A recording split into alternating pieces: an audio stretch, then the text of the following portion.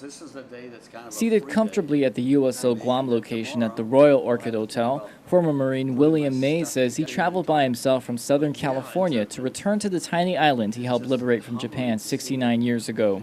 The World War II veteran says July 21, 1944, at 8:30 a.m. was the first time he came to Guam. He was just 19 years old. He remembers arriving at Ga'an Point in Agate as one of two crewmen on an amphibious tractor, accompanied with 20 infantrymen and a driver. He also recalls being greeted with heavy gunfire at the water's edge as thousands of Marines stormed the island's shores to reclaim the American territory from the Japanese.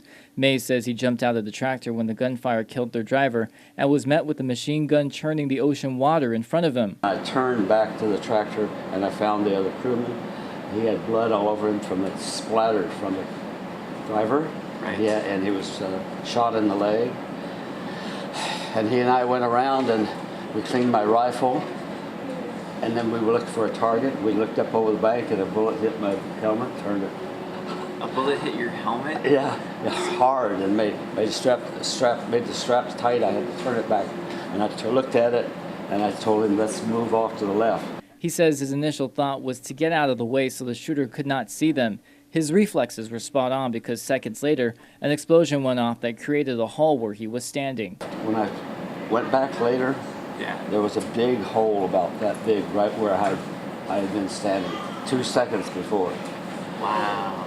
And it made the noise when that explosion went, it was so loud that my ears were ringing for a couple of hours or more. Mays says he took his fellow crewmen back to the beach to seek medical treatment on a Higgins boat. He describes his first days on Guam as chaos, as many other Marines were wounded or killed. But more Marines arrived. Mays notes their mission would last about 20 days before he left.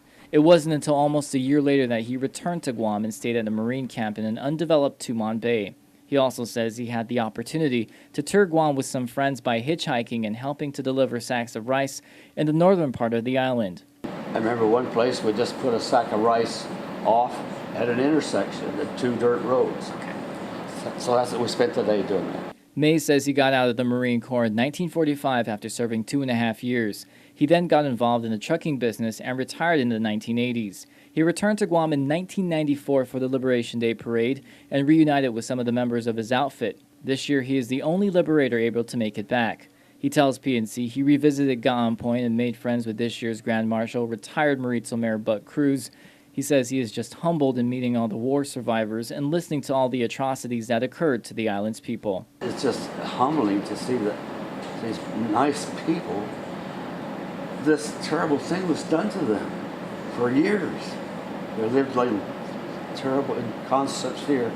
And I can't imagine living out in the jungle with no other rain and heat. The 88-year-old hasn't quite processed that he is a hero and a liberator to many people. He insists that he was just doing his job and is one of thousands that liberated the island. I feel good that these people come and say thank you, and I'm not sure what to say sometimes, but I was just doing my job, and I'm glad they don't have to live in the fear like they did before.